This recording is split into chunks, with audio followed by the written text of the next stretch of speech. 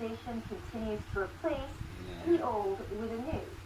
Getting the balance can be tricky, and designers who see their value are working hard to revitalize Hong Kong's architectural heirlooms. Tai Kwun. Former Central Police Station compound includes 3 declared monuments: the Central Police Station, former Central Magistracy, and Victoria Prison. The oldest structure is the Magistrate's House, built in 1841. The architectural style is Victorian. The structure once had 3 stories. An extra floor was added in 1905 due to the increasing demand for police accommodation.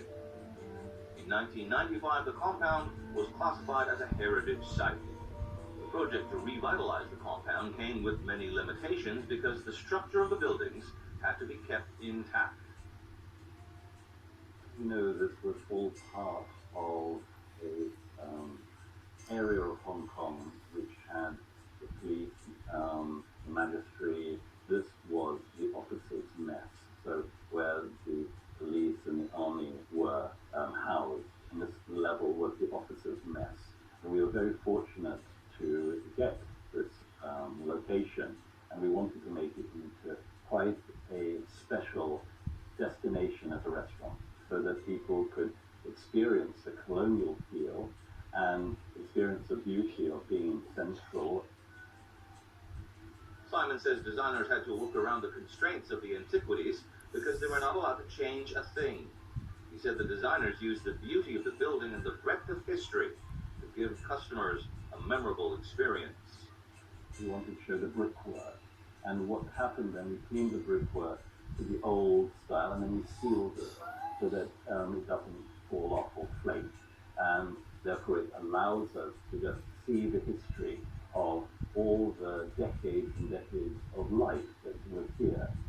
The designers also found a new way of hanging lights, paintings, and spotlights.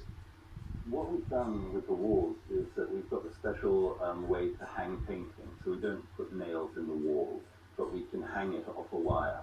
And so we've found a way to display art in a different way. The 8,000 square foot restaurant occupies the entire top floor of the barracks block and is divided into an east wing and a west wing. Altering the building structure is not allowed, so designers created different themes in each of the 6 rooms within the restaurant. Inspiration for this dining room was a typical Paris cafe with tall timber ceilings, original brick walls, and dark teak floors to create an atmosphere of the 20s. Green sofas with the velvet and marble and on the tabletop. And of course, you've got the height of the ceiling. So it's reminiscent of Europe in Shanghai in the 20s, but with a modern feel because of the artwork. But in the middle, you have the big palm. And it's quite iconic for that room because it makes people realize the height of the ceiling. And it looks at the bit more drama of it. After dinner, customers can enjoy a drink here in the bar. The red and blue leather chairs create a mood of an English pub. We use much more leather in the bar, and we want those chairs to feel a bit more luxurious, and it's older, and you've got the reflection of the colonial past of the leather chairs, and also the aged feel of old leather. And the designers use some tropical animals as a focus in the room. Let's try and find something a bit more special and something as a focus in that room.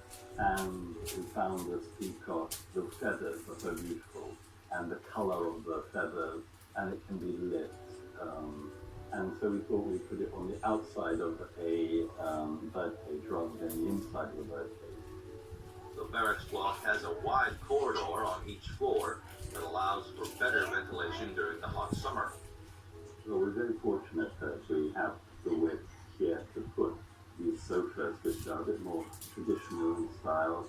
And there's the 2 verandas with different colors and different types of sofas as well. One we've done a bit more French style with wood and velvet and casual. The other side is more a bit more modern, but it's still velvet, all the way to the corridor. We wanted another experience for people to have outdoor dining on the cover with these high ceilings and these arches. We put in the fans, the ceiling fans, which are quite traditional, but it gives you air, it gives you a cool feeling, and then you've got the view of the parade ground.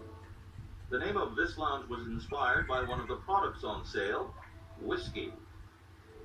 Historically, men like to drink whiskey, so we just called it whiskey room, and started to think about different themes. We've got different rooms with people used at different times, some a bit more masculine, some a bit more feminine. Again, leather is used to convey the mood of the space, masculinity. A bit more brown, a bit more darker, warmer.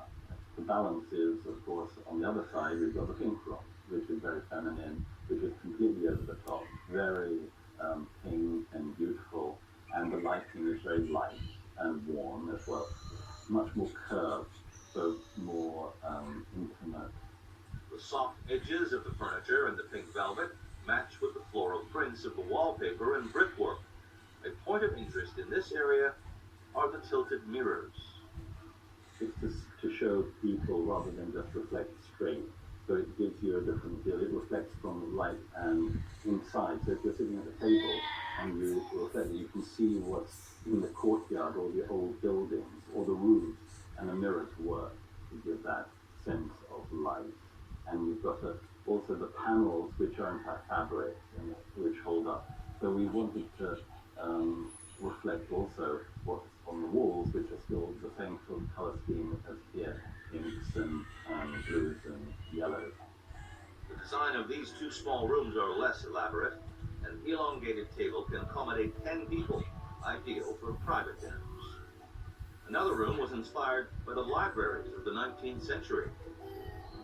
It's a library luxury feel of sort of an older period, and to have a bookshelf is also quite normal in a library. So we've also got things in it to do with art, to do with some sculptures, and it's just all a bit personal and quirky, as if it would be in your home, so that people can pick up a book and read it if they want to while they're waiting for their friends.